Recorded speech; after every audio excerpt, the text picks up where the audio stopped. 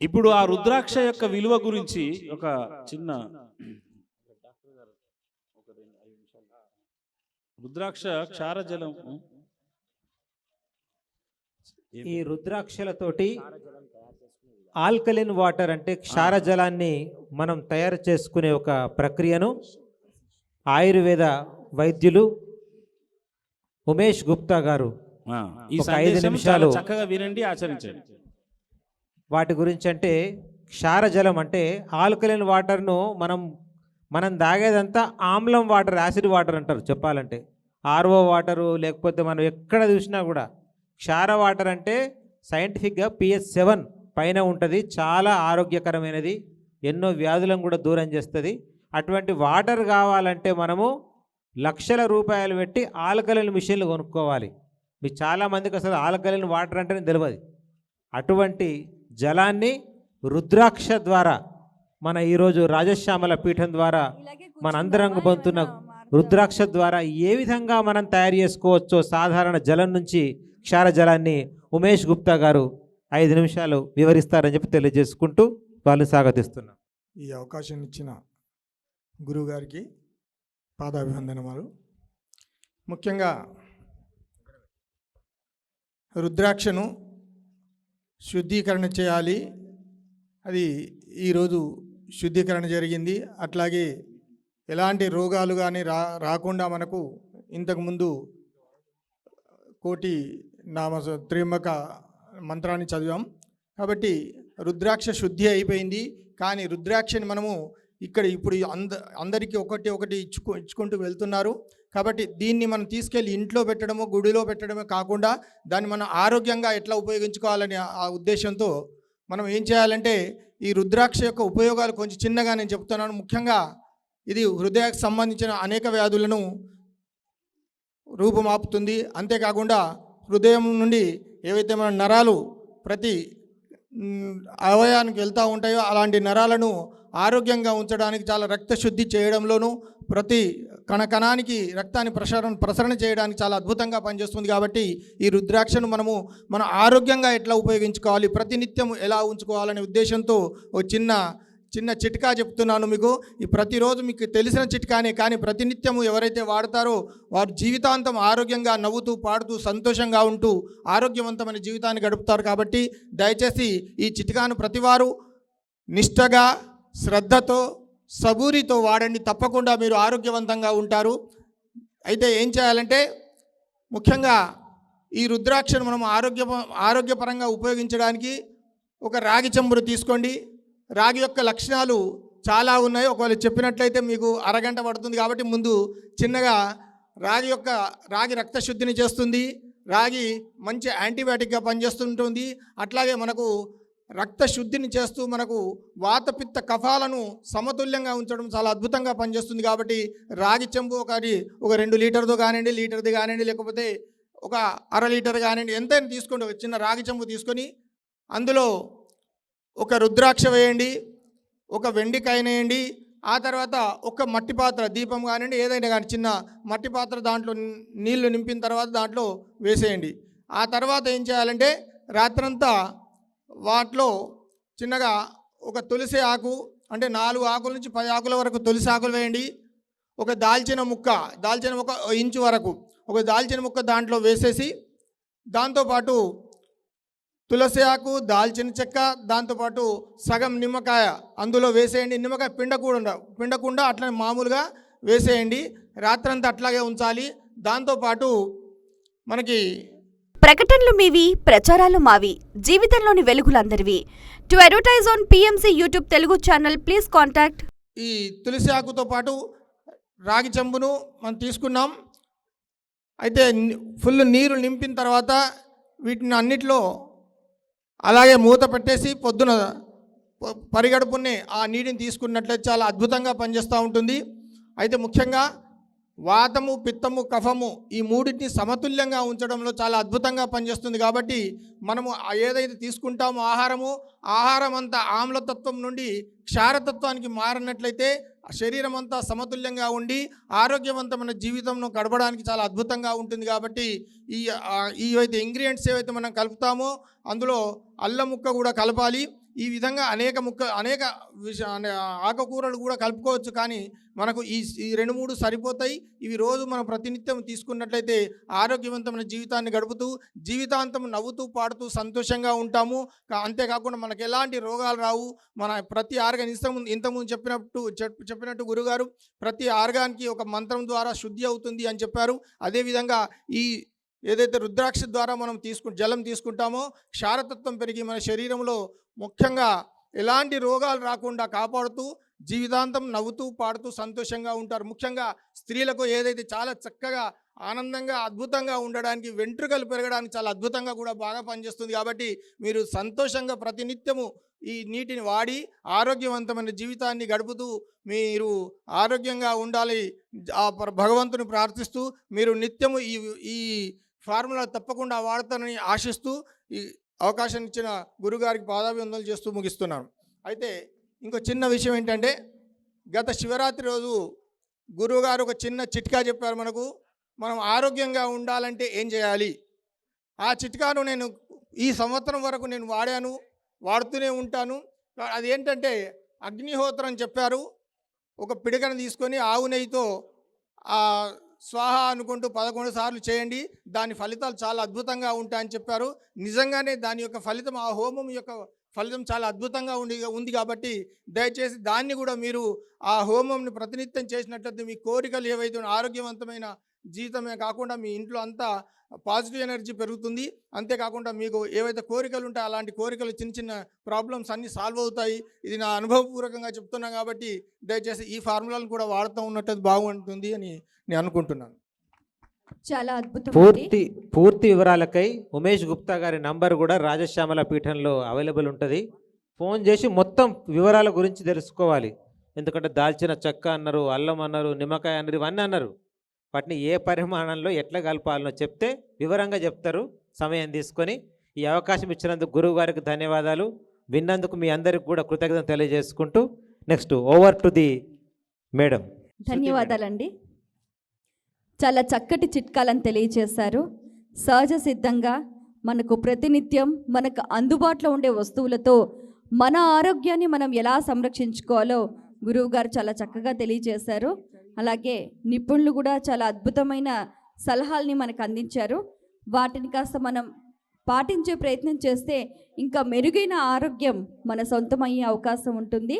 So ఇక్కడ ఈ ప్రాంగణంలో ఉన్న ప్రతి ఒక్కరికి కూడా ఇప్పటి వరకు పూజలో వినియోగింపబడిన రుద్రాక్షలు అలాగే యంత్రం కూడా ఇక్కడ ప్రతినిధులంతా కూడా మీ దగ్గరికి వచ్చి మీకు అందించే ప్రయత్నం చేస్తున్నారు.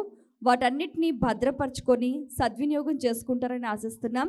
ఈ మహాశివరాత్రి పర్వదినం సందర్భంగా అందరూ ఎంతో శ్రద్ధగా ఇక్కడ ఈ ప్రాంగణంలో కూర్చొని ఆ శివారాధనలో భాగస్వాములయ్యారు. ఈ వేదిక కూడా ఎంతో శోభాయమానంగా మనకు కనిపిస్తుంది.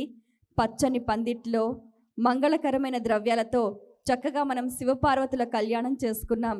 అలాగే మహామృత్యుంజయ కోటి పారాయణం చేస్తాం, భస్మార్చన చేసుకున్నాం. బ్రహ్మమురారి సురార్చిత లింగం అంటూ ఎంతో చక్కగా 11 సార్లు పారాయణం చేస్తాం. అలాగే గురువు గారితో పాటుగా శివనామ మంత్రాన్ని మనం చక్కగా అనుసంధానంగా పారాయణం చేస్తాం. ఈరోజు చాలా పుణ్యప్రదం. ఎందుకంటే ఇంతమందితోటి సామూహికంగా ఇంత శక్తి కూడా మనము ఏకకాలంలో సముపార్జించుకోవటానికి ఒక అద్భుతమైన అవకాశం. శివోహం. గట్టిగా మీ అందరి కరతాళ ధ్వనులు. ఇంకా ఎన్నో కార్యక్రమాలు ఉన్నాయండి, అప్పుడే అయిపోలేదు. సో శివతత్వానికి సంబంధించి గురువు గారి ద్వారా మీకు కూడా ఇంకా ఏవైనా సందేహాలు ఉంటే కూడా మీరు మీ వాణిని అక్షర రూపంలో మాకు తెలియచేయచ్చు. అలాగే శివతత్వానికి సంబంధించి నిగూఢమైన రహస్యాలు కొన్ని గురువు గారి ద్వారా మనం ఇప్పుడు ఈ ప్రాంగణం ద్వారా ఈ వేదిక తరఫున తెలుసుకునే ప్రయత్నం చేద్దాం. అలాగే ఇంకా కొన్ని కార్యక్రమాలు ఉన్నాయి, సాంస్కృతిక కార్యక్రమాలు ఉన్నాయి. శివ ఆనంద కేళి ఉంది, అలాగే రుద్రహోమం పూర్ణాహుతి ఉంది. ఈ మహాశివరాత్రి పర్వదినం జాగరణ కార్యక్రమం ఆద్యంతం కూడా ఆసక్తికరంగా ఎంతో చక్కగా సాగిపోతుంది. దయచేసి భక్తులంతా కూడా శివనామస్మరణతో సంయమనంతో ఈ ప్రాంగణంలో అలా ఆసీనులై ఉండాలని కోరుతున్నాను. గురుగారు నమస్కారం అండి. అలాగే శివ ఆనంద కేలి అంటే ఏదో అనుకునేరు, మీరంతా డ్యాన్స్ చేసుడే శివ ఆనంద కేలి. 3 గంటలకు మీ అందరినీ లేపి మంచిగా అద్భుతంగా శివుడి యొక్క నృత్యాలు మనందరము చేస్తాం. మనకు అలవాటే బతుకమ్మలకు ఆడడం, గణపతి చవితికి ఎగరడం. ఇప్పుడు అట్లనే శివుడికి కూడా చేస్తాం అన్నట్టు ఆనంద కేలి. 3 గంటలకు కరెక్ట్ నిద్ర వచ్చే టైము ఆ నృత్యం చేయడం వల్ల మొత్తం ఎగిరిపోతుంది. ఇక 4 గంటలకు మనం హారతి ఇచ్చేసుకుంటాం, వేద ప్రార్థన చేసేసుకుంటాం. కాబట్టి 1 అయింది, అప్పుడే ఇంకో 3 గంటలు అయితే మీ జాగరణ కంప్లీట్, విజయవంతంగా సక్సెస్ఫుల్గా మీ జాగరణ కంప్లీట్ అవుతుంది. కాబట్టి 4:15 వరకు మనము జాగరూకత, ఇంకా 3 గంటలే అతి సులువుగా అయిపోతుంది మీకు ఏర్పడకుండా. కాబట్టి మీరు తదుపరి కార్యక్రమాన్ని మీరు చెప్పండి వాళ్ళకు. సో శివతత్వానికి సంబంధించి ఎన్నో విషయాలపై మీ అందరికీ చక్కటి వివరణ అందిస్తూ మీ సందేహం నివృత్తి చేయడానికి గురువుగారు సిద్ధంగా ఉన్నారు. అలాగే మహాశివరాత్రి జాగరణ పూర్తవ్వటానికి ఇంకా కొద్ది సమయం మాత్రమే ఉంది. కాస్త ఓపికగా అందరూ కూడా ఆ శివనామ స్మరణతో ఈ ప్రాంగణంలో అలా వేచి ఉంటే ఆ పూర్తి పరిపూర్ణమైన ఫలితం కూడా మీ అందరూ పొందే అవకాశం ఉంటుంది. గురువుగారు మీ అనుమతిస్తే. ఓకే, మీ అందరికీ రుద్రాక్షలు దగ్గరికి వస్తున్నాయి. మీరు మాట్లాడకుండా సైలెంట్గా వచ్చిన వాళ్ళు కూడా 2 అడగకుండా చూడండి. ఇంటికాడ ఉన్నారు మా వాళ్ళు, మా పిల్లగాళ్ళు ఇంటికాడ ఉన్నారు, కొంచెం అవన్నీ పెట్టకండి. ఎవరున్నారో వాళ్ళు తీసుకోండి అంతే. మీ దగ్గరకు వచ్చే పూజా ద్రవ్యాలని సద్వినియోగం చేసుకుంటూ వాటిని భద్రపరుచుకుంటారని చెప్తున్నారు గురువుగారు. గురుగారు, అసలు శివుడు లింగ రూపంలోనే ఎందుకు ఉద్భవించాడు? శివుడు లింగ రూపంలో ఎందుకు ఉద్భవించారు? వాస్తవంగా పరమ శివునికి రూపం లేదు.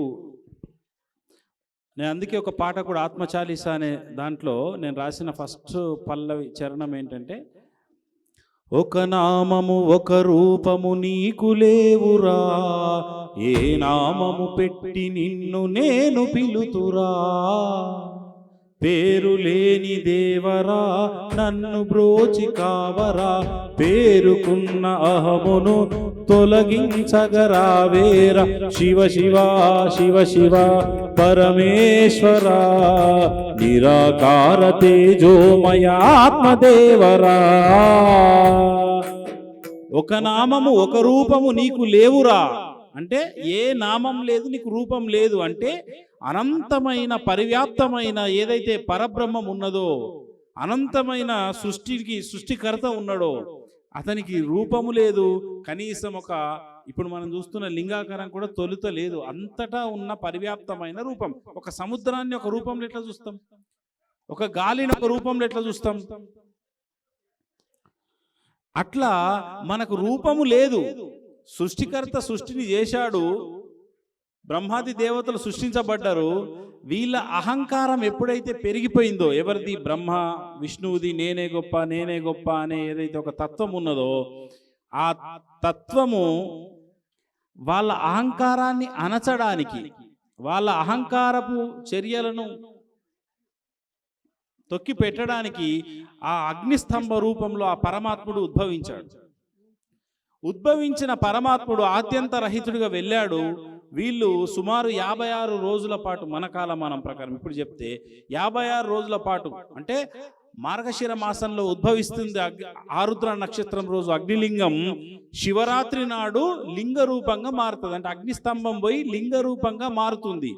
ఎందుకు లింగ రూపంగా మారుతుందంటే వీళ్ళు అలసిపోయారు, ఇక మా వల్ల కాదు, మాకంటే నువ్వు సార్వభౌముడవు, ఎవరు నువ్వు అని అన్నప్పుడు నీ యొక్క సత్యస్వరూపాన్ని మేము పూజించుకునేలాగా, ధ్యానించేలాగా, మమ్మల్ని అనుగ్రహించేలాగా ఒక రూపాన్ని నువ్వు చూపెట్టు అన్నప్పుడు లింగాకారంగా ఆ యొక్క రూపము మారుతుంది, లింగాకృతిలో మారుతుంది. ఎప్పుడైతే లింగాకృతిలో మారుతుందో అప్పుడు విష్ణువు తొలిసారిగా ఆ యొక్క జ్యోతిర్మయ లింగాన్ని తను చూసి ఆ జ్యోతిర్మయ లింగాన్ని ధ్యానం చేయడము ఇవన్నీ మొదలుపెట్టాడు. కాబట్టి లింగ రూపములో బ్రహ్మ విష్ణువుల యొక్క అహంకారాన్ని అణచడానికి, వారిని అనుగ్రహించడానికి, వారికి తనకంటే ఒక సార్వభౌముడు ఉన్నాడు అనే ఒక సత్యాన్ని తెలపడానికి లింగ రూపంలో ఆ పరమేశ్వరుడు ఆవిర్భవించినట్టు మనకు స్కాంద పురాణం కానీ శివపురాణం కానీ ఇటువంటి పురాణాలలో లింగ రూప ఆవిర్భావానికి సంబంధించి చెప్తుంది. నాటి నుంచి నేటి వరకు ఇక ముందు కూడా లింగాన్నే శివరాత్రి నాడు శివలింగ పూజని చేయడం, లింగ రూపంలో ఆ పరమాత్ముని స్తుతించడము, ఆ పరమేశ్వరుని ధ్యానించడం అనేది జరుగుతుంది. అయితే గురువుగారు సందేహం ఏంటంటే శివుడు మొదటిసారిగా ఉద్భవించింది అగ్నిలింగ రూపంలో. అవును.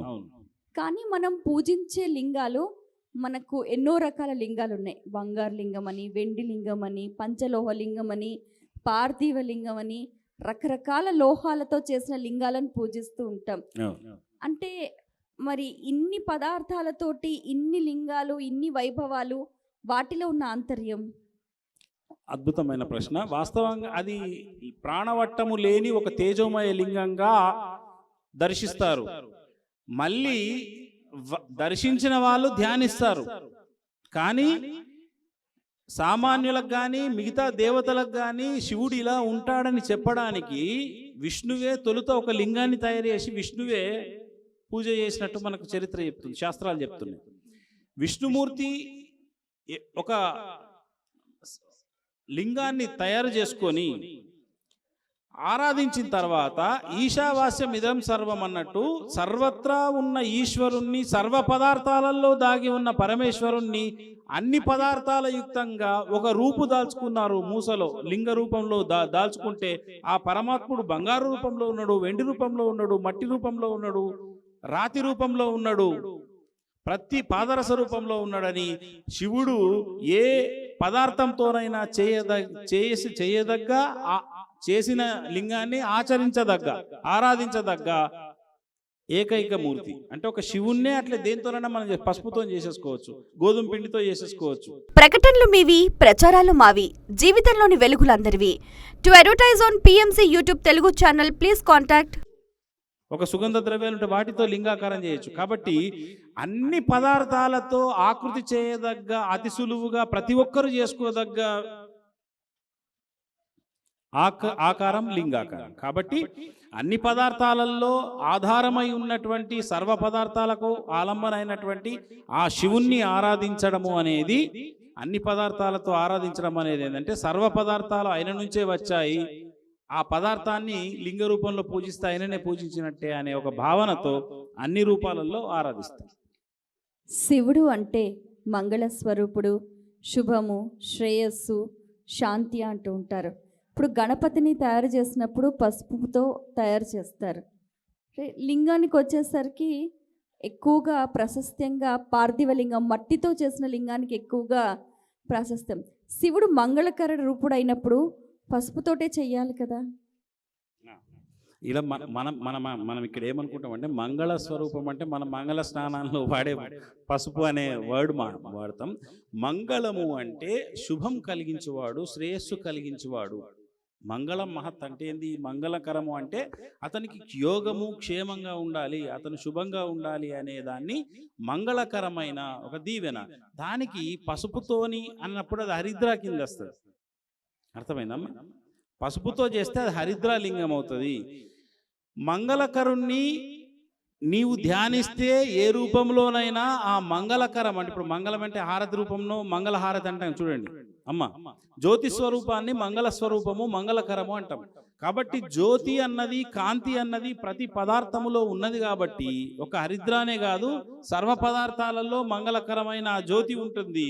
అదృశ్యంగా, అంతర్లీనంగా ఆ విద్యుత్ కాంతి ఉంటుంది. కాబట్టి ప్రతి పదార్థము అంటే మట్టి లింగం శ్రేష్టము అంటే సామాన్యులందరికీ అందుబాటులో ఉంటుంది. కాబట్టి అయ్యో నేను బంగారు లింగం ఆరాధించలేకపోతాననే బాధ కంటే మట్టి లింగమే శ్రేష్టమట అనే ఒక ఊరటను వాళ్ళకి కలిగించడానికి చెప్పబడ్డది. కానీ దేని ప్రాశస్త్యత దానికి ఉంటుంది, దేని విలువ దానికి ఉన్నది, దేనితో పూజించడం వల్ల కలిగే ఫలితాలు ఏమున్నాయో మనం పూజించే ఆ పదార్థాన్ని బట్టి ఉంటుంది. కానీ ఇవన్నిటికన్నా ముఖ్యంగా లోపల భక్తి అనేది చాలా ప్రధానమైన విషయం.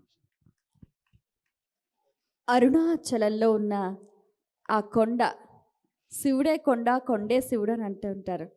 అసలు ఆ అరుణాచలం కొండ ఎప్పుడు ఏర్పడింది? దీన్ని పురాతన శాస్త్రజ్ఞులు కూడా ఏం చెప్తున్నారంటే ఇది 250 కోట్ల సంవత్సరాల క్రితం కొండ అంటున్నారు. మనకున్న శాస్త్రాల ప్రకారం కూడా అరుణాచల అగ్నిలింగం ఉద్భవించింది కూడా అప్పుడే అన్నట్టు కూడా కొంత ఉంది.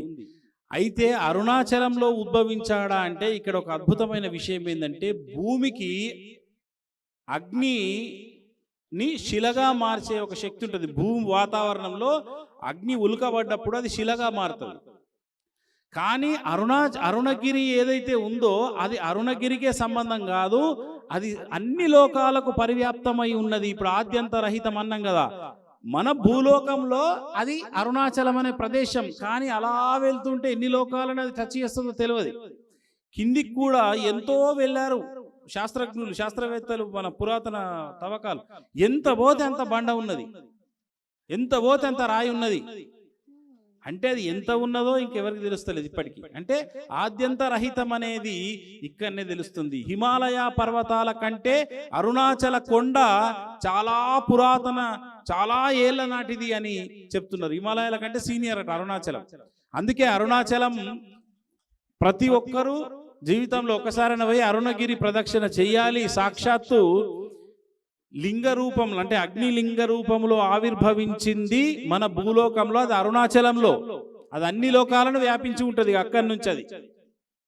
కాబట్టి సాక్షాత్తు అరుణగిరి అంటే ఆ పరమేశ్వరుడే, అలా డౌట్ లేదు. చాలా అద్భుతంగా వివరించారు. అయితే పంచభూతాత్మకమైన ఈ శరీరం, పంచభూతంతో నిండి ఉన్న ఈ ప్రకృతి, అలాగే పంచభూతాత్మకుడైన ఆ పరమేశ్వరుడి యొక్క 5 ముఖాలు, ఇవన్నీ ఏకకాలంలో ఎలా అనుసంధానం అవుతాయి? మన లోపల పంచ తత్వాలు ఉన్నాయి. అంటే పృథివీ, జలము, అగ్ని, వాయు, ఆకాశ తత్వంతో పంచభూతాత్మ నిర్మితమైన ఈ శరీరం. మనకు బయట ఉన్న పంచభూతాల యొక్క అవసరం ఈ పంచభూతాత్మక శరీరానికి ఉంటుంది. ఈ పంచభూతాలకు ఒక వాయువు నుంచి మీరు గాలి తీసుకుంటే, బయట ఉన్న వాయువుని తీసుకుంటే మీ లోపల ప్రాణ శరీరం బాగుంటుంది. ఆహారాన్ని తీసుకుంటే పృథివీ శరీరం బాగుంటుంది. మీకు ఏదైతే పంచభూతాలతో నిర్మితమైన ప్రకృతి, పంచభూతాత్మకమైన మానవుడు, పంచభూత నిర్మితమైన మానవుడు అనుసంధానమై ఉంటాడు. కాబట్టి మన లోపల ఏదైతే భౌతిక తత్వం ఒక్కొక్కటి లోపిస్తుందో, పృథివీ తత్వం లోపిస్తే వాళ్ళకు వెన్నెముక కింది భాగంలో వ్యాధులు ఏర్పడతాయి. స్పైన్ వ్యాధులు, స్పైనల్ కార్డ్ దెబ్బతింటుంది. అంటే వాళ్ళకు పృథివీ తత్వం లోపించింది. పైల్స్ వ్యాధి వస్తుంది, వాళ్ళకు కాన్స్టిట్యూషన్ సమస్య వస్తుంది. జీర్ణాశయ సంబంధ వ్యాధులు వస్తే అగ్నితత్వం లోపించిందని లెక్క. వాయు ప్రకోపం వస్తే వాళ్ళకు వాయువు యొక్క ఇండిజార్డర్ ఉన్నదని లెక్క. అంటే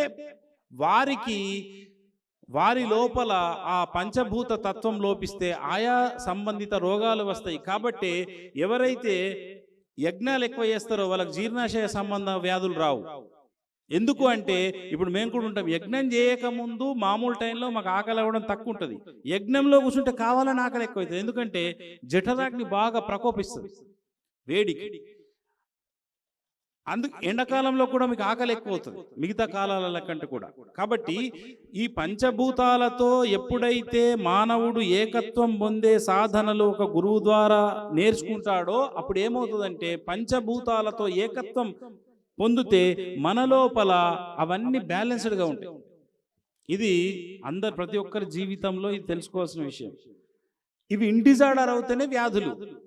పంచభూతాలు ఇండిజార్డర్ కావద్దు, కానిచ్చుకోవద్దు ఎవరు కూడా. అప్పుడు ఏంటి, దానికి సంబంధించిన సాధనలు అనుష్ఠానం చేయాలి. అర్థమైంది కదా? ఇప్పుడు అఘోర, తత్పురుష, ఈశాన అంటే ఒక్కొక్క ముఖం ఆ తత్వం గురించి వివరించండి గురుగారు. అంటే శివతత్వంలో ఇవి పంచభూత లింగేశ్వరుడు, పంచముఖ బ్రహ్మ అని చెప్పి ఇట్లా మనకు చెప్తా ఉంటారు. ఇవి ఏంటంటే పదాలు వేరు. ఇప్పుడు ఇక్కడ మనం గాలి, నీరు, వాయువు, ఆకాశం ఎట్లయితే చెప్పామో ఈశాన, వామదేవ, సద్యోజాత, వామదేవ, తత్పురుష, అఘోర, ఇవన్నీ ఏంటంటే ఈ పంచభూతాత్మకు సంబంధించినటువంటి ఎలిమెంట్స్ను రిఫ్లెక్ట్ చేసేటివే. అంటే అతను పంచభూతాత్మక స్వరూపుడు అని చెప్పడానికి ఒక్కొక్క పేరును అట్లా పెట్టుకొని మనము ఆరాధిస్తూ ఉండడం వలన ఆయా తత్వాలు మనకు మన లోపల నశించకుండా ఉంటాయి. కాబట్టి శివుడు అంటే పంచభూతాత్మక స్వరూపుడు అని చెప్పడంలో ఉద్దేశం అది. అందుకే ఒక శివలింగాన్ని ఆరాధిస్తే మన లోపల పంచభూత తత్వం అద్భుతంగా వెలుగొందుతుంది అనడానికి ఈ రకమైన ఈ పేర్లు అఘోర, వామదేవ, సద్యోజాత, తత్పురుష ఇవి ఎందుకు అంటే ఒక్కొక్క శక్తి తత్వంలో ఒకటి చెప్తారు, శివతత్వంలో ఒకటి ఉంటుంది, వైష్ణవ తత్వంలో ఒకటి ఉంటుంది. పేర్లు వేరు, ఆయా మతం ఆయా ధర్మం మారేసరికి ఆ పేర్లను గుర్తుగా పెట్టుకోవడం అనేది ఉంటుంది తప్ప మూలంకు వస్తే ఇదంతా పంచభౌతిక తత్వమే, పాంచభౌతిక తత్వమే తప్పితే వేరేది కాదు. గురుగారు, మనలో ఉన్న కుండలిని శక్తి జాగృతం అవటానికి ఎటువంటి సాధన చేయాలంటారు? కుండలిని శక్తి అంటే మన లోపల మూలాధార చక్రంలో ఉంటుంది. మూలాధార చక్రంలో యాదేవి సర్వభూతేషు నిద్రారూపేణ సంస్థిత నమస్తస్యై నమస్తస్యై నమస్తస్యై నమో నమః అని మనకి ఏదైతే దేవి భాగవతం చెబుతున్నదో మన లోపల ఉన్నటువంటి కుండలిని శక్తి మూలాధారంలో ఉన్నది. ఆ మూలాధారంలో స్థితమై ఉన్న కుండలిని మాత మేలుకోవాలి. మేలుకొంటే ఏం జరుగుతుంది అంటే జీవుడు శివుడవుతాడు, నరుడు నారాయణుడవుతాడు. నాకు జరిగింది 2009 సెప్టెంబర్ 14లో ఏమిటి అంటే అదే. అంటే మూలాధారంలో నిద్రావస్థలో ఉన్నటువంటి కుండలిని శక్తి మహాప్రాణ విద్య అనే సాధన ద్వారా, గురువు యొక్క కృప ద్వారా అది జాగృతమయ్యే ఆ మన లోపల ఉన్న 6 చక్రాలను దాటి సహస్రార భూమికలో ఎప్పుడైతే లయమవుతుందో దాన్నే శివ సాక్షాత్కారం అంటారు, అహం బ్రహ్మాస్మి స్థితి అంటారు, శివోహం అంటారు. సర్వము తానే పరివ్యాప్తమై ఉన్న స్థితి అనుభూతం వచ్చినప్పుడు దైవ సాక్షాత్కారం అయినట్టు తాను కుండలిని శక్తి మళ్ళీ కిందికి యథాస్థానంకు జారినప్పుడు తన అనుభూతం నాకు జరిగింది. భగవత్ సాక్షాత్కారం అంటే ఇదా, భగవంతుడి యొక్క వెలుగంటే ఇదా అన్న ఒక గొప్ప అద్భుతమైన ఒక స్థితికి సాధకుడు వస్తాడు. దానికి కుండలిని యొక్క జాగృతికి ఏ సాధన చేయాలి సాధకుడు అంటే కేవలం తాను గురువు ముఖత నేర్చుకున్న విద్యయే కుండలిని జాగృతి కలిగిస్తుంది తప్ప సెల్ఫ్గా చేసేటి సాధనలు రావు. ఇది నా అనుభవం మాట. నాకు మా బీరవెల్లి అనసూయమాత ద్వారా కుండలిని జాగృతి కలిగింది. ఆ దైవ అనుభూతి నాకు అది కలిగిందనని చెప్పడంలో ఎలాంటి సంశయం లేదు. మహాప్రాణ విద్య ద్వారా ఇప్పుడు నేను చెప్తున్నది ఏదైతే లోకాంక మహాప్రాణ విద్య గురుదీక్ష ఏదైతే ఉందో దాని ద్వారా తన లోపల ఉన్న కుండలిని శక్తి జాగృతి అవేకనింగ్ అయ్యి నెమ్మదిగా షట్చక్ర శుద్ధి జరిగి అతను కూడా ఒకనాడు ఈ యొక్క జన్మలో కానీ చివరాఖరికి కానీ అది పొందుతాడు అనడంలో ఎటువంటి సంశయం లేదు. ఒక్క నిమిషం బాబు, మీరు రుద్రాక్షలు వంచడం కమ్బ్యాక్, స్టేజ్ దగ్గర కమ్బ్యాక్. మీరంతా వచ్చేసేయాలిగా, అయిపోయింది, పంచడం అయిపోయింది. ఇప్పుడు 2వ ట్రిప్కి వస్తున్నారు అందరూ. మీరు కమ్బ్యాక్, ప్రతి ఒక్కరు రండి. ఎవరికైనా రాకపోతే పోయేటప్పుడు ఇస్తారు. మీరు ఆన్నే ముచ్చట పెట్టుకుంటూ కూర్చుంటే వస్తూనే ఉంటారు. అట్లా ఇచ్చినామంటే ఫటాఫట్ వచ్చేసేయాలి. ప్రకటనలు మీవి, ప్రచారాలు మావి, జీవితంలోని వెలుగులందరివి. To advertise on PMC YouTube Telugu channel please contact. ఇక ఇంకో తదుపరి ప్రశ్న.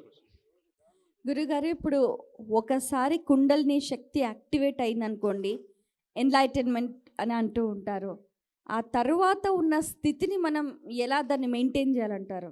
ఎప్పుడైతే ఆత్మజ్ఞానం కలిగి ఆత్మ సాక్షాత్కారము లేదా భగవత్ సాక్షాత్కారం కలుగుతుందో దాని తర్వాత కూడా ఆ నిష్ఠ ఉండడం అనేది ఉంటుంది. తాను ఏది దర్శించి ఉన్నాడో ఆ దర్శనంలో తను ద్రష్ట కావాలి. అంటే ద్రష్ట అంటే అందులోనే స్థితం కావాలా. ఆ స్థితం ఎప్పుడైతే అవుతాడో అప్పుడు నెమ్మదిగా ఆ యొక్క నిష్ఠ ఆరూఢి స్థితి పెరుగుతుంది. దాన్ని ఆత్మనిష్ట అంటారు. ఈ ఆత్మనిష్ట అనేది అంత ఈజీ కాదు, ఆత్మనిష్ట అనేది అంత సులువుగా రాదు. కాబట్టి ఆత్మనిష్టను పొందాలి, ఆత్మనిష్టను ప్రతి ఒక్కరు సొంతం చేసుకోవాలి అంటే ఆత్మానుభూతి కలిగి తర్వాత ఆ నిష్ట పొందకపోతే కూడా వ్యర్థమవుతుంది, కిందికి జారిపోతాడు. కాబట్టి నా అనుభవంలోనైతే ఆ నిష్టనే ప్రధానమని నాకు అనిపించింది. ఒక్కసారి ఆత్మానుభూతి కలిగితే ఏం రాదు, సెల్ఫ్ రిలేషన్ కలిగితే ఆ నిష్ట పొందితే తప్ప అతను పరిపూర్ణుడు కాడు, నా అనుభవంలో అది. ఈ కుండలీశ నాగ కుండలీశ శక్తి రెండు ఒకటేనా అండి? ఒకటే. కుండలీశ నాగ ఏంటంటే ఏదైతే నేను ఆ అవేకనింగ్ స్టేట్ను నేను దర్శించింది ఉన్నదో మీకు కుండలీశ నాగ ప్రతిష్ఠ చేశాను. అందులో మీకు సుషుమ్నా నాడి, షట్చక్రాల ఛేదనం, ఇవన్నీ మీకు అంత క్లియర్గా ఉంటుంది. ఎందుకు అంటే ఆ అద్భుతమైన దర్శనం నేను పొంది ఆ దేవత యొక్క అనుజ్ఞతోనే అది కుండలీశ నాగ ప్రతిష్ఠ కూడా చేయడం జరిగింది. రెండుటికి ఒకటేనా అంటే కుండలిని శక్తి అనేది మన లోపల ఉండే ఒక తత్వం, కుండలీశ నాగ అనేది ఈ తత్వానికి చిన్న ఐడల్.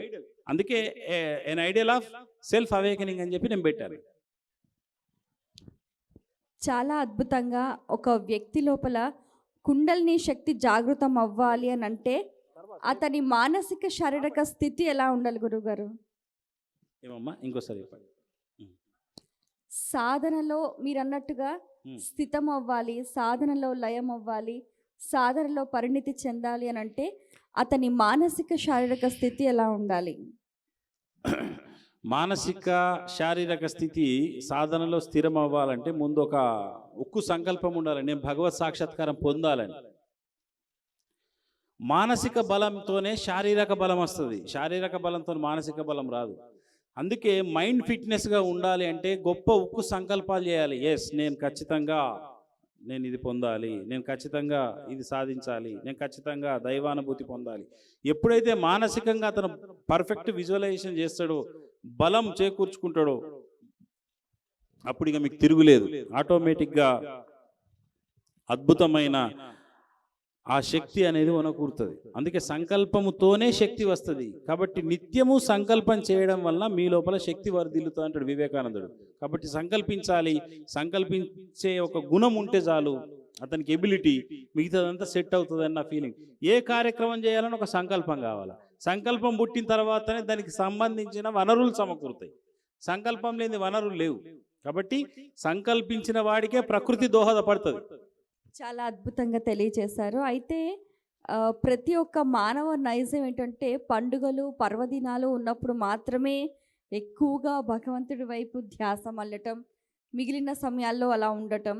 అయితే ఏది ఏమైనప్పటికీ కూడా నిత్యం ఆ దైవ స్థితిలో మానవుడు ఉండటం అంటే ఒక ఆత్మస్థితిలో ఉండటం, దానికి అందరికీ సాధ్యమవుతుందంటారా? ఉంటుంది.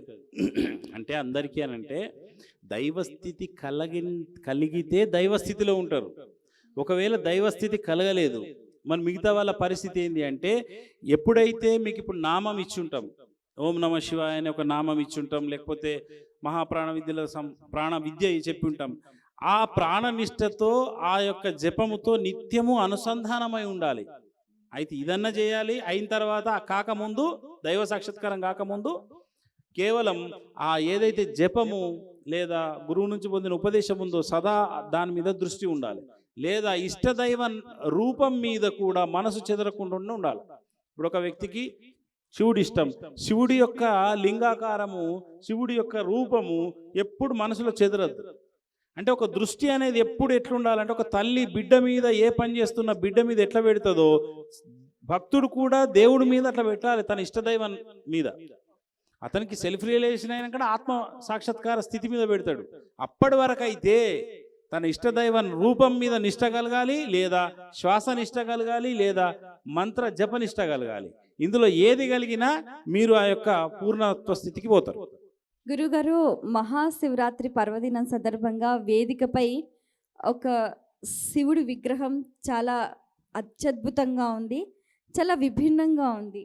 గమనిస్తే మనకు కుబేరుడు ఎలాగైతే ఆ పాత్రలు పట్టుకొని ఉన్నట్టున్నాడో అలాగే మనకు కాసులతోటి అభిషేకం చేస్తున్నట్టుగా కనిపిస్తుంది. వీరు ఐశ్వర్యేశ్వరుడు, మహామృత్యుంజయ ఐశ్వర్యేశ్వరుడు. అంటే తనకు తానే అభిషేకం చేసుకుంటున్నాడు. దేంతో? ఐశ్వర్యంతో. మనకి ఇవ్వడానికి 2 లంక పిందెలు పెట్టుకున్నాడు. కాబట్టి ఆ రూపం ఎంత గొప్పదంటే అష్టభుజధారి. ఇటు ఒక పక్క జపము, ఒక పక్క తపస్సు, ఒక పక్క ఐశ్వర్యము. ఒక పక్క ఆనందము, ఒక పక్క ధ్యాన నిష్ట.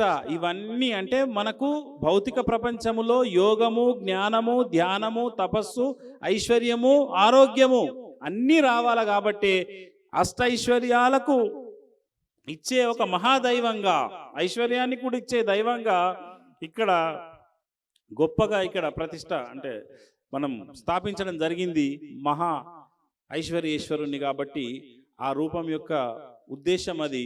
మనం ఎప్పుడైతే ఏ రూపాన్ని చూస్తామో అది మనకు వస్తుంది. కాబట్టి శివుడు అంటే అన్ని వదిలినవాడు కాదు, అన్ని ఇచ్చేవాడు. ఆయన అన్ని వదిలాడు, మనకు అన్ని ఇస్తాడు. ప్రకటనలు మీవి, ప్రచారాలు మావి, జీవితంలోని వెలుగులందరివి. To advertise on PMC YouTube Telugu channel please contact. అంటే ఈ భోగము, ఈ వైరాగ్యము, ఈ జ్ఞానము వీటన్నిటిని శివారాధన ద్వారా ఎలా పొందొచ్చు అంటారు? భోగము, వైరాగ్యము, జ్ఞానము, జ్ఞానం అంటే ఒక పక్క మన యొక్క జీవితంలో కావలసినటువంటి ఐశ్వర్యము, మన జీవితంలో కావాల్సిన మన లక్ష్యమైన మోక్షము, ఇవి రెండు కావాలంటే కంపల్సరీగా మనము శివారాధన చాలా చాలా శ్రేష్టం అన్న యొక్క అభిప్రాయం. శక్తి ఆరాధన చాలా శ్రేష్టం. అందుకే శక్తి, శివ ఈ రెండు మనకు తల్లి తండ్రిలాగా. శివుణ్ణి ఆరాధిస్తే శివుడు మోక్షకారకుడు, కానీ మోక్ష తీరాన్ని చేరే చరణ శక్తి మన యొక్క అమ్మవారు. కాబట్టి రెండు సాధనలు చేస్తే యోగ భోగాలు కలుగుతాయి. కింద మనకు ఆధార పీఠం ఏదైతే ఉంటుందో శివలింగం కింద, ఆ ఆధార పీఠాన్ని శక్తితత్వం అంటారు. పిండము ఏదైతే ఉంటుందో లింగము, అది శివతత్వం అంటారు. శివలింగము అంటే శివ శక్తి యొక్క సమ్మిళితం. శివ శివాయ అంటే కూడా శక్తి కలిసిన శివుడు అని అర్థం. కాబట్టి నమశివాయ అనే మంత్రం ఎందుకు గొప్పదంటే శివ శక్తిని కలిపి మనం పిలుస్తున్నట్టు లెక్క. ఈ గొప్ప తత్వము మనకు శివ పురాణంలో చెప్పబడ్డది. యోగ భోగాలను సంప్రాప్తం చేసుకున్న దానికి ఒక నమశివాయ జపం చేసిన మీకు అది కలుగుతుంది. కాబట్టి వీలైనంత ఎక్కువగా, మనకు వీలున్నంత ఎక్కువగా, వీలైనంత ప్రతిసారి శివ జపం, శివనామం, శివ సంకీర్తన చాలా చాలా చాలా చేస్తూ ఉండాలి. అది ఆగద్దు. జప సిద్ధి కలిగేదాకా ఆగద్దు. ఓం నమ శివాయ, ఓం నమ శివాయ అని హృదయంలో మారు మోగుతూ ఉండాలా.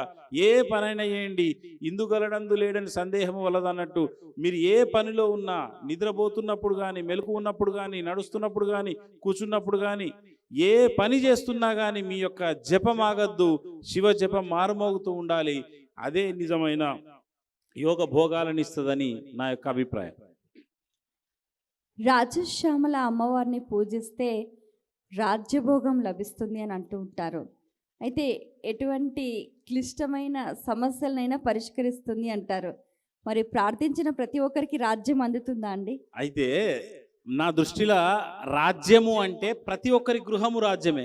ఆ రాజ్యానికి రాజు ఆ గృహ యజమాని. అప్పుడు ఆ రాజ్యంలో బాగుండాలి, ఆనందం ఉండాలి, సంతోషం ఉండాలి, సంపదలు ఉండాలి అని అంటే రాజశ్యామల నేను చెప్పాను మొన్న కూడా, తిరుగులేని దేవత రాజశ్యామల. అందుకే మొన్న కోటి కుంకుమార్చనలో కూడా నేను చెప్పాను, రాజ పదవి అంటే మోక్షరాజ్య పదవి. అలాగే మనం ఏదైతే పని చేస్తున్నామో అందులో కింగ్ లాగా ఉండడం అంటారు కదా, ఏ పనిలో ఉన్నా కింగ్ లాగా ఉండాలని. ఆ కింగ్ లాగా ఉంచుతుంది అమ్మవారు అన్నట్టు. ఏ పనినే అని అందులో టాప్ మోస్ట్ ఉంటాం. కాబట్టి ఈ శివుడికి ఆ శక్తి తోడైంది అనుకోండి, ఇక మిమ్మల్ని ఎవరు ఆపలేరు. అందుకే నేను గట్టిగా శివరాత్రి, నవరాత్రిని పెద్దగా చేస్తా. ప్రతి నవరాత్రిని, శివరాత్రిని ఎందుకు పెద్దగా చేస్తామంటే ఈ రెండే కీలకం. ఈ కీలకం నాకు తెలుసు కాబట్టి గట్టిగా పట్టుకున్నా. అందుకే ఇక్కడ రాజశ్యామల పీఠంలో మేము ప్రత్యేకంగా మేము ఎన్ని అనుభవాలు చూస్తామంటమ్మా. వాళ్ళు ఎన్నో బాధలతో వస్తారు. విచిత్రం ఏంటంటే ఒక 6 ప్రదక్షిణాలు చేసి ఇంత ముడుపు కడతారు అంతే. ఒక 6 చేస్తారు, ముడుపు కడతారు. అంటే మొక్కుకొని ముడుపు కడతారు, కొబ్బరికాయ ముడుపు. మళ్ళీ ఒక 2 వారాలు, 3 వారాలు, 4 వారాల్లో చెప్పేస్తారు ఇక రిజల్ట్స్. ఇట్లుంది అట్లుంది. కొందరు 3 రోజులలో వస్తారు, 10 రోజులలో వస్తారు. అసలు ఒక 2-3 నెలల్లోనే అద్భుతమైన అనుభవాలు చెప్తుంటే మేము ఆశ్చర్యపోతాం. అక్కడ ఉన్న పనిచేసే మన అర్చకులు కానీ వీళ్ళంతా ఆశ్చర్యచకితులు అవుతారు. వాళ్ళు కూడా చాలామంది వాళ్ళు చెప్పలేకపోవచ్చు, వాళ్ళకి మైక్ పట్టుకొని అడిగే ఇది ఉండదు, చెప్పే ఇది ఉండదు. కాబట్టి కానీ అద్భుతమైన విషయం ఏంటంటే అసలు మిరాక్లెస్ అన్నట్టు, అద్భుతమైన ఒక రిజల్ట్స్ అమ్మవారి నుంచి పొందుతున్నారు. ఎందుకు అంటే రాజశ్యామల నేను ఆ రోజు చెప్పిన, పిలిస్తే పలికే దేవత, శివుడు కూడా అంతే. అందుకే శివ శక్తి వీళ్ళిద్దరూ ఆరాధన మీ గృహములో శ్రీకారం చుడితే మాత్రం అద్భుతమైన ఫలితాలు. చాలా బాగుంది. అయితే కొంతమంది ఇప్పుడు శైవులు ఉంటారు, వైష్ణవులు ఉంటారు, గాణపత్యం ఉంటారు. మరి ఇలాంటి వారు రాజశ్యామల అమ్మవారిని ఎలా పూజించటం? అంటే ఎవరి సంప్రదాయాన్ని వాళ్ళు పాటిస్తున్నప్పుడు. ఇప్పుడు నేనేమంటా అంటే, తల్లి ఎవరికైనా తల్లి. అమ్మ తల్లి మీరు రండి, తల్లి మీరు పైకి రండి, సార్ మీరు పైకి రండి, ఫస్ట్ కమ్ బ్యాక్. మీరు డబుల్ వెళ్తున్నాయి. లాస్ట్ ఉదయం 4:30కి ఇవ్వండి, రండి. ఉదయం 4:30కి ఇస్తారు, అందరికి ఇస్తారు. అక్కడ కౌంటర్ పెట్టేసేయండి, రండి చాలు.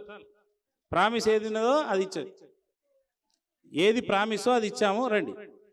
సో భక్తులంతా కూడా కాస్త సంయమనం పాటించాలండి. Come back. దయచేసి మీరు మీకు కేటాయించిన స్థలాలలో మీరు కూర్చోండి. దయచేసి భక్తులు అందరికి నేను చెప్పాను, మీ దగ్గర దాకా వస్తుందన్నా మీరు డబుల్ అడుగుతున్నారు. దయచేసి అడగద్దు.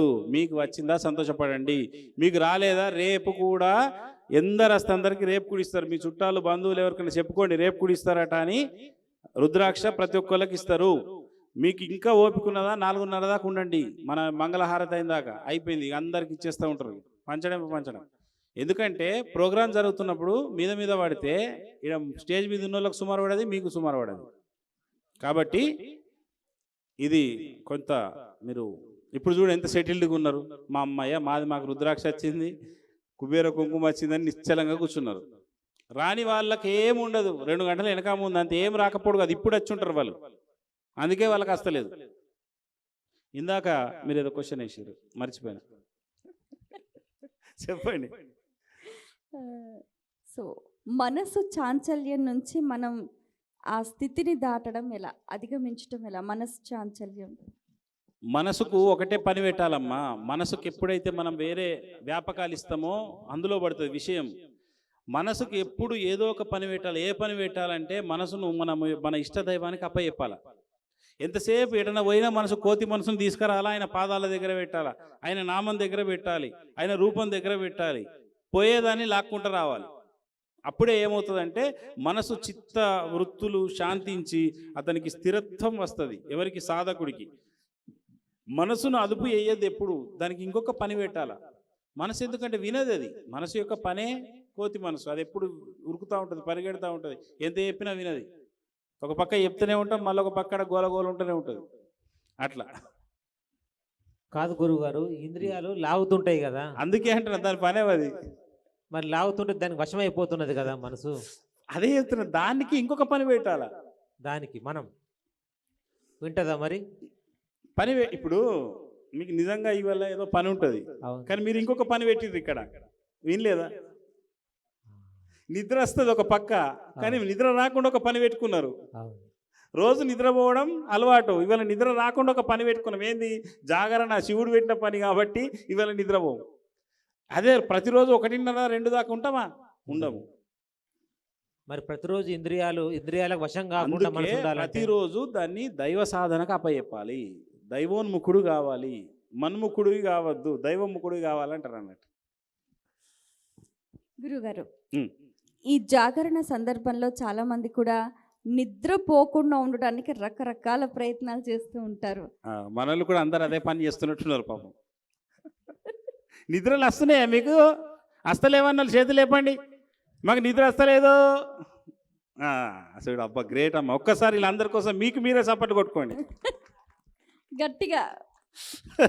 ప్రేక్షకులకే కరతాళ ధ్వనులు. ఇన్ని వేల మంది నిద్ర వస్తలేదన్నారంటే గ్రేట్. ఇప్పుడు 2 అవుతున్నా సుమారు, దగ్గర 2 గంటల వరకు కూడా మీకు నిద్ర వస్తలేదంటే అసలు ఇవాళ చలికూలు లేదు, బతికిపోయినాం.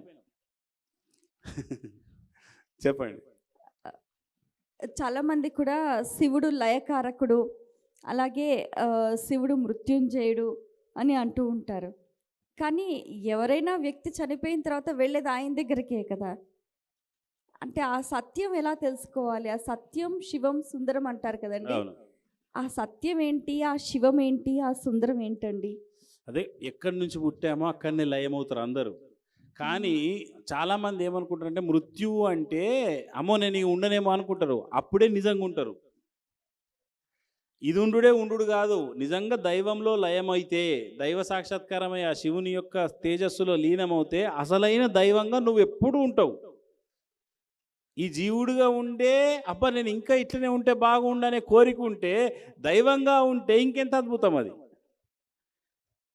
అంటే ఒక నార్మల్ పర్సన్గా ఉన్నప్పుడే మనకి ఇంత ప్రాణం మీద తీపి ఉంటే ఇక దైవమే మనం అయిపోతే.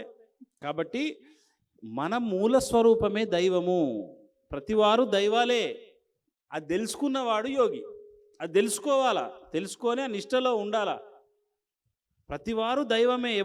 ఇక్కడ ఉన్న ప్రతివారు దైవ స్వరూపమే. నేను అందుకే అంట నాలో ఆ అనంత దైవం ఎట్లున్నాడో నాకు తెలుసు, మీలో ఎట్లున్నాడో కూడా నాకు తెలుసు. కానీ మీలో మీకు ఆయన ఎట్లుంటాడో తెలియదు.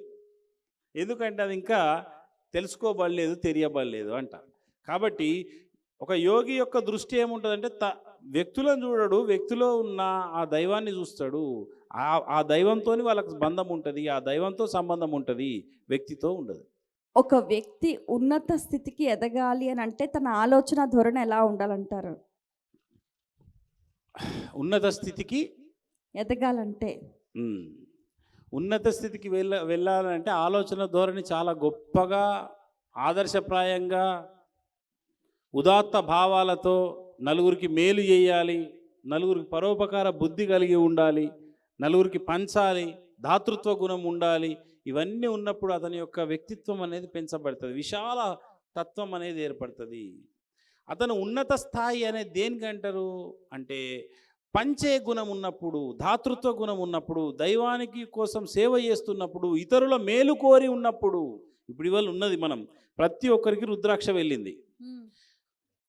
ఆ రుద్రాక్ష అవి నేపాల్ నుంచి మనం తెప్పించినాం. ఒక నాణ్యమైన రుద్రాక్షను ఇంత కోటి భస్మార్చనతో, ఇంత వేద మంత్రంతో అభిమంత్రించి వాళ్ళకి మేలు జరగాలి, వాళ్ళ రోగాలు పోవాలి, వాళ్ళకి శుభాలు కలగాలి, అపమృత్యు బాధలు పోవాలి అనే ఒక ఉదాత్తమైన సంకల్పం లేకపోతే ఇవన్నీ ఎక్కడి నుంచి వస్తాయి? అసలు ఇవ్వాలనే గుణం ఎడికెళ్ళి వస్తుంది? రాదు. అంటే ఇవ్వాలి అనే గుణం వచ్చింది అంటే చాలు, అది ఉన్నతమైన వ్యక్తిత్వం కింద లెక్క అవుతుంది. కాబట్టి అటువంటి దివ్యత్వపు స్థితి రావాలంటే సదా దాతవై వర్ధిల్లు అంటాడు వివేకానందుడు. అటువంటి దాతృత్వ గుణాన్ని అలవర్చుకున్నప్పుడు ఉన్నత స్థితి వస్తుందని నా అభిప్రాయం. ఇది నేను ఆచరిస్తా. చాలామంది ఉన్నవాళ్ళు దానం చేయడానికి కాస్త ముందు వెనక ఆడుతుంటారు, ఎందుకంటారు గురువుగారు? అంటే లోభత్వం. అంటే అరిషడ్ వర్గాల లోభం కూడా ఉంది కదా. 3వ మాస్టర్, 3rd మాస్టర్. అంటే తీసుకునే దానిలోకున్న ఆనందం కన్నా ఇచ్చే దానిలో ఎక్కువ ఉందంటారు. అన్డౌటెడ్లీ. ఇప్పుడు తీసుకున్నప్పుడు ఉండే ఆనందం కంటే ఇవ్వడంలో ఒక ఆత్మ సంతృప్తి ప్రతి వాళ్ళకు ఉంటుంది. ఇచ్చి చూడాలి అంటే నేను అందుకే ఇవ్వడంలో ఒక ఆత్మ సంతృప్తి ఎంత ఉంటుందంటే అది చాలా గొప్పగా ఉంటుందండి. అది ఇచ్చిన వాళ్ళకే తెలుస్తుంది. దాన్ని ఒక్కొక్కసారి మాటలతో వర్ణించరు అది నాకు కూడా.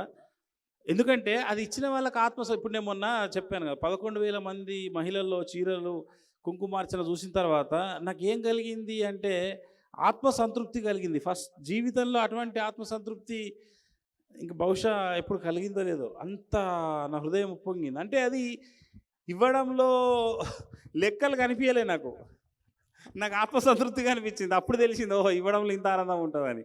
ఇక దాన్ని కోట్లున్నా కొనుక్కోలేమండి. అంటే ఆ కార్యక్రమానికి హాజరై వాళ్ళు మహిళా మూర్తులందరూ వెళ్తున్నప్పుడు వాళ్ళ కళ్ళల్లో ఒక తేజవంతమైన శక్తి, ఆనందం, చైతన్యం కనిపించింది. వాళ్ళందరి ఆశీర్వాదం నాకు అందింది ఆ రోజు. అందుకనే మీకు ఇంత ఆనందం. మరి ఇవాళ ఆనందం వీళ్ళ ఆశీర్వాదం వస్తుందో రాదా? నాకు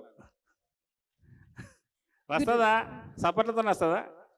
వీళ్ళ ఆశీర్వాదం వస్తుంది, వీళ్ళ అనుగ్రహం కూడా వస్తుంది.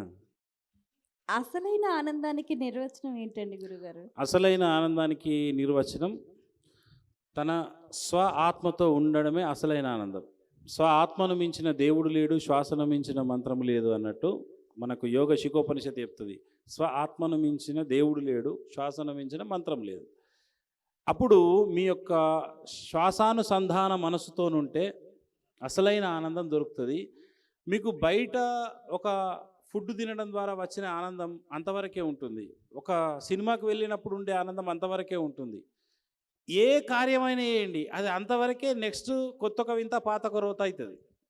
కానీ స్వ ఆనందం, స్వ ఆత్మతో కూడి ఉన్న ఆనందం, శ్వాసతో కూడి ఉన్న ఆనందం అది నిత్య నూతనం, నిత్య నవీనం, ఎల్లప్పుడూ అది పెరిగేదే తప్ప తరగదు. అందుకే మీకు యోగ వాసిష్టం ఏం చెప్తుందంటే, మీకు భూలోకమే కాదు అన్ని లోకాలలో ఉన్న ఆనందాలు బోరు కొడతాయి. అంటే వెగటు వస్తుంది అనుభవించి, వెగటు రాని ఆనందం అనుభవిస్తున్నా కొద్దీ ఇంకా కావాలి, ఇంకా ఇంకా మనం కోరే ఆనందం ఏంటంటే ఆత్మానందం. అది మన యొక్క ఆత్మ స్థితిలో ఉపస్థితుడైనప్పుడు అప్పుడు మాత్రమే అది దొరుకుతుంది. ఈ ఆత్మానందం, పరమానందం, బ్రహ్మానందం అన్న పదాలు వాడుతూ ఉంటారు కదండి. వీటిల్లో ఇవన్నీ ఒకటే, ఇవన్నీ ఒక్కొక్క మహాత్ముడు ఒక్కొక్క పేరు పెట్టుకున్నాడు. ఆనందో బ్రహ్మ అంటే అదేనా? అదే ఆనంద బ్రహ్మ అన్న, శివానందం అన్న, సదానందం అన్న, సచిదానందం అన్న, బ్రహ్మానందం అన్న, పరమానందం అన్న, ఆత్మానందం అన్న, ఇవన్నీ ఏంటంటే ఆ అనంతంకు ఉన్న సహస్రనామాలలో అన్నీ ఆనంద స్వరూపమే కాబట్టి అట్లా పేర్లు పెట్టింది. ఉన్నది ఒకటే, ఆ ఒక్కదానికి ఏ పేరైనా పెట్టుకో. నేను ఆత్మాచలం అన్న. ఇప్పుడు ఈ థర్డ్ ఐ యాక్టివేషన్ అని చెప్తూ ఉంటారు కదా గురుగారు. థర్డ్ ఐ యాక్టివేషన్, అవును, ఈ మధ్యన బాగా అంటున్నారు. దాని గురించి థర్డ్ ఐ యాక్టివేషన్ అంటే జ్ఞాన నేత్రం విచ్చుకొనుట, మూడవ నేత్రం అని చెప్పి చెప్తారు. శివుడికి మూడో కన్ను ఉంటుంది. ఆ మూడో కన్ను మాకు తెలుసుకున్నదని కొంతమంది భ్రమపడతారు. అట్లా తెరుచుకునుడు అదొక స్పెషల్ ఐ అనేది ఏముండదు. ఇది చెప్పేది ఏంటంటే అనుకుంటారు అంతే. అనంతమైన ఆత్మగా నువ్వు మిగిలి ఆత్మయే కన్నుగా కలిగితే అది థర్డ్ ఐ ఓపెన్. ఈ భూమధ్యం ఓపెన్ అవ్వడం కాదు థర్డ్ ఐ. అది ఆజ్ఞాచక్రం అనేది హీల్ అయితే థర్డ్ ఐ నాకు ఓపెన్ అయిపోయింది, నాకు ఇంకేదో కనిపిస్తుంది, ఇంకేదో, అవన్నీ ఇల్యూషన్. నీకు ఏదైనా కనిపిస్తుందంటే థర్డ్ ఐ, జ్ఞాననేత్రం కాదు. జ్ఞాననేత్రంలో రెండవది లేదు. నువ్వు రెండవది దర్శిస్తున్నావు అంటే అది జ్ఞానం ఎట్లయితుంది? రెండవది లేని స్థితిని పొందడమే అద్భుతమైన దివ్యత్వ స్థితి. దాన్నే ఏకమేవా ద్వితీయం బ్రహ్మ, చైతన్యం వినా కించిత్ నాస్తి. ప్రకటనలు మీవి, ప్రచారాలు మావి, జీవితంలోని వెలుగులందరివి. To advertise on PMC YouTube Telugu channel please contact. అంటే ఒకటే ఉంటుంది, రెండవది లేదు. చైతన్యం తప్ప రెండవది లేదు. చైతన్య స్వరూపంగా మిగిలినప్పుడు ఈ థర్డ్ ఐ ఓపెన్ అయ్యి నువ్వు చూస్తున్నావు అంటే ఓపెన్ అయింది థర్డ్ ఐ కాదు, అది మనో ఐ. మనోనేత్రం వికసించింది కానీ జ్ఞాననేత్రం వికసించలేదు. జ్ఞాననేత్రమే మూడవ కన్ను. అది ఓపెన్ అవ్వడం అనేది ఆత్మ సాక్షాత్కార, సెల్ఫ్ రియలైజేషన్. నేను ఇందాక చెప్పాను కదా, మూలాధార చక్రములోని మూలాధారం నుంచి కుండలిని శక్తి, నిద్రావస్థలో ఉన్న కుండలిని శక్తి అనేక జన్మల, అనేక సంవత్సరాల లేదా గురుకృప సాధన ద్వారా, అనుగ్రహం ద్వారా అది జాగృతమై షట్చక్రాలు ఛేదనం చేసుకొని సహస్రారంలో లయమైతే తప్ప అతడికి స్వస్వరూపానుభూతి, ఆ జ్ఞాననేత్రము తెరుచుకునే ప్రసక్తి లేదు లేదు లేదు. సర్వ మహాత్ముల యొక్క నేను సారాంశంగా చెప్తున్నా, నా అనుభవ ప్రామాణికత చెప్తున్నా. చాలా బాగుంది. అయితే ఒక సాధకుడు తాను సాధన చేస్తూ, మంత్రజపం చేస్తూ స్వాధ్యాయం, సజ్జన సాంగత్యం తప్పనిసరిగా చెయ్యాలా? తప్పకుండా. సజ్జన సాంగత్యంతో ఏమవుతుందంటే సత్సంగత్వే నిస్సంగత్వం. అంటే ఇప్పుడు మనం చేస్తుంది సత్సంగత్వం, ఇదంతా ఒక సత్సంగం. ఈ సత్సంగంలో ఏమవుతుందంటే మీరు ఇల్లును మర్చిపోతారు, బాధ్యతలను మర్చిపోతారు, బంధాలను కూడా మర్చిపోతారు, ఒకటి ఇల్లు ఉందని కూడా మర్చిపోతారు. అన్నీ మర్చిపోయి మీరు శివుని యొక్క తేజస్సులో కొంత దగ్గర అవుతూ ఉంటారు. తద్వారా ఏమవుతుందంటే మెల్లగా మోహాలు వదులుతాయి, బంధాలు వదులుతాయి, బాధ్యతలు వదులుతాయి. మెల్లగా ఆ యొక్క జీవన్ముక్త స్థితికి వస్తారు అని మనకు చెప్తుంది. సత్సంగత్వే నిస్సంగత్వం, నిస్సంగత్వే నిర్మోహత్వం, నిర్మోహత్వే నిశ్చలతత్వం, నిశ్చలతత్వే జీవన్ముక్తి. సో ఆ చప్పట్లు నిశ్చలతత్వం ఒక్కటనే కొడుతున్నారు అసలు మీకు. అంటే ఏందన్నట్టు ఇక్కడ గురువు గారు శృతి అమ్మగారు మాట్లాడుకుంటున్న మాటలు కాదు ఇవన్నీ మన అందరి సందేహాలను ఇప్పుడు అమ్మగారు అడుగుతున్నారు. ఇంకొద్ది అయితే మైక్ ఆడియన్స్కి వస్తుంది. మీరు ఏదైనా ప్రశ్న అక్కడికి వెళ్ళి అడగండి, జవాబు ఇక్కడికి వెళ్ళి చెప్తాను నేను. ఒక మైక్ తిరుగుతూ ఉంటుంది. ఆ మైక్ నేనే పట్టుకొని తిరుగుతాయి. అవును సార్, మీరే తిరగాల. డాక్టర్ గారు మన భక్తుల మధ్యకు డాక్టర్ గారు మీరు మీరు అవును. భక్తుల మధ్య- వద్దకు డాక్టర్ గారు బయలుదేరుతున్నారు. వైద్యం కోసం కాదు ఇక్కడ, మీ సందేహాల కోసం. అయితే ఆ రకంగా మన యొక్క సత్సాంగత్యం అవసరం. ఇటువంటి సత్సంగ కార్యక్రమాలు మీరు ఖచ్చితంగా హాజరవుతూ ఉండాల. హాజరవుతూ ఉంటే నెమ్మదిగా మన యొక్క మనోమాలిన్యం తొలగుతుంది, ఆత్మ తేజస్సు వికసిస్తుంది. ఒక్క రోజులో కాదు ఇది. ఇవాళ నేను మాట్లాడుతున్నంటే ఒక 25 ఏళ్ళ మాట ఉంటుంది. వీరు అడుగుతున్నారు ప్రశ్నలు అంటే ఒక 15-16 ఏళ్ళ ప్రస్థానం ఉంటుంది ఆధ్యాత్మికతలో. కాబట్టి ఇవన్నీ చిన్న విషయాలు కాదు, పోతూ ఉంటే తెలుస్తూ ఉంటాయి, అనుభవంలోకి వస్తూ ఉంటాయి. అప్పుడు ఇదంతా సత్యమే అన్నట్టు ఒకటి తెలుస్తుంది. ఎవరైనా సందేహాలు ఉన్నాయా? చేతులు ఎత్తురికి వస్తా, లేకుంటే ఆగిపోతాం. సందేహాలు అక్కడ ఎత్తిండ్రడ మీరు వెళ్ళండి. ఎక్కడ? ఎవరికైనా ఏమైనా సందేహాలు ఉన్నాయా? సందేహాలు కొంచెం గట్టిగా త్వరగా. అంతే అంటారా రాజేంద్ర అన్న? ఓకే. నమస్కారం. మీకేనా? మీ పేరు? పేరు గంగాచరణ్, ఆర్మూర్ నుండి. గురువారికి మొట్టమొదటిసారిగా పాదాభివందనాలు. చెప్పండి బాబు. గురుగారు, మీ మాటల్లో నిర్వికల్ప సమాధి గురించి వినాలని ఉంది. నిర్వికల్ప, వెరీ గుడ్, అద్భుతమైన ప్రశ్న. చప్పట్లు. అబ్బాయి ఏం ప్రశ్న అడిగినావయ్యా. నిర్వికల్ప సమాధి అన్న, ఆత్మ సాక్షాత్కార అనుభూతి అన్న, శివ సాక్షాత్కారం అన్న ఒకటే. యోగంలో నిర్వికల్ప సమాధి అన్నది, శైవ గ్రంథాలు శివ సాక్షాత్కారం అన్నారు, మహాత్ములు ఆత్మ సాక్షాత్కారం అన్నారు. ఇవన్నీ పదాలు వేరు. ఎప్పుడైతే మనసును దాటి, సమాధి స్థితిని దాటి, సవికల్ప సమాధిని దాటి నిర్వికల్ప సమాధిలో ప్రవేశిస్తాడు, అతను దైవ స్థితిని అందుకున్నవాడు అని అర్థం. సవికల్ప సమాధి, నిర్వికల్ప సమాధి అని 2 రకాలుగా ఉంటాయి బాబు. సవికల్ప సమాధిలో మీరు బ్రహ్మానుభవం అంటే దైవం యొక్క స్ఫురణలో ఉంటారు. మనసు ఒక 10% ఉంటుంది, కొంచెం అటు ఇటుగా ఊగిసలాడుతూ ఉంటుంది. నిర్వికల్ప సమాధిలో పూర్ణంగా లయమైపోతాడు. ఇక చూసేవాడు, చూడబడేది, ధ్యానం, ధ్యాత, ధ్యేయం అనే త్రిపుటి నశిస్తుంది. ఒక్కటే అనంతమైన పరమాత్మగా శోభిల్లుతాడు. శోభిల్లినప్పుడు తాను పరమాత్మ దర్శనం చేసుకుంటున్నాను అనే స్ఫురణ లేని స్థితే నిర్వికల్ప సమాధి. నేను పరమాత్మ అనుభూతి పొందాను అని అనుకునేది సవికల్ప స్థితి. ఈ సమాధానానికి సంతుష్టుడై మీ పాద నమస్కారాలు, మీ పాద పద్మాలను నమస్కరించాలని ఉబలాట పడుతున్నాడు. నెక్స్ట్ ప్రశ్న, ఎక్కడి నుంచి ఉన్నారు భక్తులు? చెయ్యెత్తాలి. కరెక్టేనా? మీకు ఏదైనా తెలుసుకోవాలని అనుకున్నా, మీకు ఏమైనా డౌట్స్ ఉన్నా కూడా మీరు Okay. హ్యాండ్స్ రేస్ చేయండి. రైట్. నన్ను పరీక్షించింది బాబు. 25 సంవత్సరాలు అయినట సాధన చేయబట్టి. ఈ సామె అసలు నిజమైన సామేనా? హలో, హలో స్వామి, అడగండి. నా పేరు ప్రశాంత్ అండి. ప్రశాంత్ గారు చెప్పండి. ఇక్కడ ఉన్నా. ఒక రైట్. చిన్న డౌట్ అండి. మనిషి బతుకున్నప్పుడు తన శరీరంలో ఆత్మ ఉంటుంది, తను చనిపోయినప్పుడు ఆ బాడీ నుంచి వెళ్ళిపోతే పరమాత్మలో కలిసిపోతుంది అంటారు. అయితే మనిషి పరమాత్మకు ఆత్మకు ఏమన్నా తేడా ఉందా? Very good. ప్రకటనలు మీవి, ప్రచారాలు మావి, జీవితంలోని వెలుగులందరివి. To advertise on PMC YouTube Telugu channel please contact. ఇప్పుడు ఆత్మ, పరమాత్మ 2 అంటారు కదా. కర్మ శరీరము కలిగి వాసన త్రయము కలిగిన ఆత్మను జీవాత్మ అంటారు. కర్మ బంధము నుంచి విడి, కర్మనే లేని, కర్మశేషమే లేని ఆత్మను పరమాత్మ అన్నారు. ఎప్పుడైతే జీవుడు ప్రాణం వదులుతాడో దేవుళ్ళో కలవాడు. ఇది అందరూ తెలుసుకోండి. ఎవరు దేవుళ్ళో కలిసిన వాడు అంటారు? యోగులు అనొచ్చు. ఎందుకు అంటే మన ప్రాణము, అందరూ వినండి, ఇది అందరి జీవితాలలో ఇది మీకు తెలుస్తుంది. ఎవరి ప్రాణం అయితే కళ్ళల్లోకి వెళ్ళి వెళ్తుందో, కళ్ళల్లో కళ్ళు తెరిచి కళ్ళు బయర్లుగా పోతాడు. కళ్ళకి వెళ్ళి పోయింది పానం అంటారు ఊర్లల్లో. అంటారా? కళ్ళకి వెళ్ళి పోతే 3 నెలల్లో జన్మెత్తుతాడు. అంటే 6వ నెల గర్భంలో, తల్లి గర్భంలో వెళ్ళి ఆ జీవాత్మ పోయిపోతుంది. ఏ స్వర్గం పోదు, నరకం పోదు, డైరెక్ట్ మళ్ళీ ఎంటర్ అయిపోతుంది. 3 నెలల్లో పుడతాడు. మిగతా నవరంధ్రాలకి వెళ్ళి వెళ్తే కొంత కర్మ బట్టి స్వర్గ నరకాలు వచ్చి మళ్ళీ వస్తారు. కానీ కళ్ళల్లోకి వెళ్ళిపోతే మాత్రం వెంటనే వస్తారు. 10వ ద్వారం గుండా అంటే ఈ మాడు భాగం, మనకు చిన్నప్పుడు ఈ మాడు భాగం లొంట ఉంటుంది, అందరికీ ఉంటుంది, పసిపిల్లలకు ఉంటుంది కదా.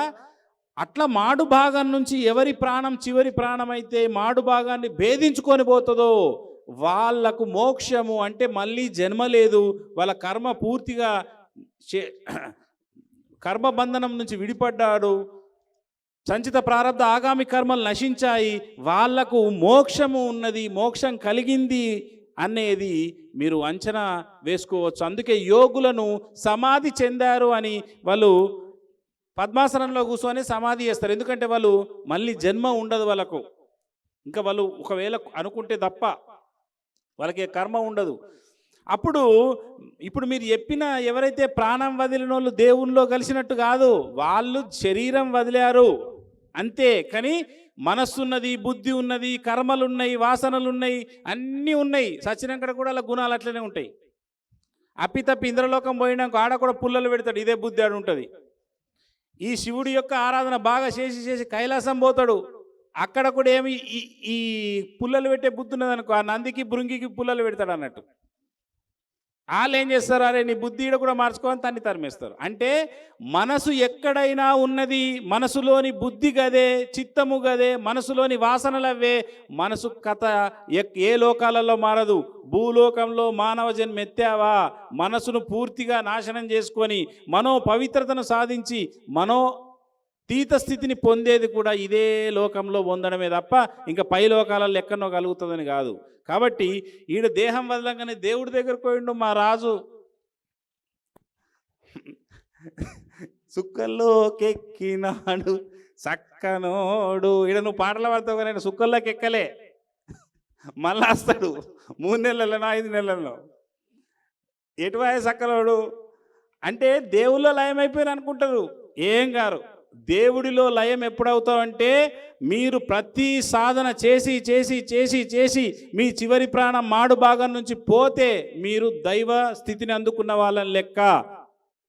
మీకు యోగులందరూ అట్లనే పోతారు, మిగతా వాళ్ళు పోరు. ఎందుకంటే ఇక్కడ మాడు భాగము దశమ ద్వారం అంత జల్దీ ఓపెన్ కాదు. యమధర్మరాజు నచికేతుడికి చెప్తాడు కఠోపనిషత్తులో. నచికేతుడు అడుగుతాడు, యమధర్మరాజా మరణించిన తర్వాత నేను జీవించే విద్య నాకు కావాలి. అప్పుడు యమధర్మరాజు అంటాడు, నేను అదొకటి చెప్పను ఆయన, ఈ భూమండలానికి నేను ఐశ్వర్యవంతుని చేస్తున్న పో, అద్దు నువ్వే ఉంచుకొని ఐశ్వర్యం, నాకు అదే విద్య చెప్పు అంటాడు.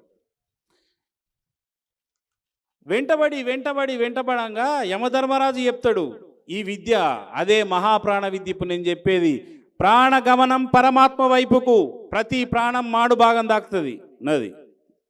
ఈ విద్య చేసే ప్రతి వాళ్ళకి దాక్కుతుంది, నా దగ్గర దీక్ష తీసుకున్న వాళ్ళకు కూడా దాక్కుతుంది. అంటే ఏంది, అలవాటు వాళ్ళకు మాడు భాగంకు రీచ్ అయ్యి లాస్ట్ శ్వాస ఇక్కడి నుంచి వెళ్ళిపోతుంది. వాడు మోక్షం పొందాడు, వాడికి జన్మ లేదు. మహాప్రాణ విద్య సాధకులకు నరకమే లేదు, అసలు నరక ప్రవేశమే లేదు. నేను శివుడి ముందటుండి చెప్తున్నా మీకు. ఎందుకంటే ఓరిని విజిల్స్ ఎందుకంటే ఇది యమధర్మరాజు సాక్షాత్తు నచికేతుడికి చెప్పిన విద్య, మార్కండేయుడు ఆచరించిన విద్య, రాముడికి వశిష్ఠుడు చెప్పిన విద్య, అర్జునుడికి శ్రీకృష్ణుడు చెప్పిన విద్య ఉత్తర గీతలో ఉంటుంది. ఇది విద్యను ఆచరించే ఇవాళ నేను మీ అందరికీ చెప్తున్న విద్య ఇది. అందుకే జీవులు అందరూ పోతారు, అందరూ మళ్ళా వస్తారు. ఏదో ఒక రూపంకో, ఏదో పశు జన్మకో, మనిషి జన్మకో, మళ్ళా గరీబ్ జన్మకో, మళ్ళా రోగం జన్మకో, నొప్పి జన్మకో వస్తారు. కానీ జన్మ లేకుండా చేసుకోమని నీకు భగవంతుడి అవకాశం ఇచ్చాడు. మళ్ళీ ఈ భూమి మీదకి నువ్వు రాకరా నాయనా.